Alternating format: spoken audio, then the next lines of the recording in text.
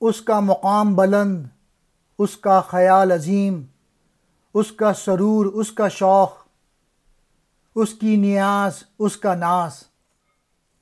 عظیم کہتے ہیں بلند کو، سرور کہتے ہیں نشے کو، نیاز کہتے ہیں عدس، ناز کہتے ہیں فکر۔ علامہ اقبال مومن مسلمانوں کے متعلق بتا رہے ہیں جو کہ اس زمانے میں ہوا کرتے تھے کہ مومن جو ہے تجھ میں اپنے اللہ کے حضور سجدہ نیاز کرتے تھے، اور ان کا یہ نیاز یعنی جو عز و انکساری تھی وہ بھی ان کی ناز تھی، وہی ان کی فکر تھی۔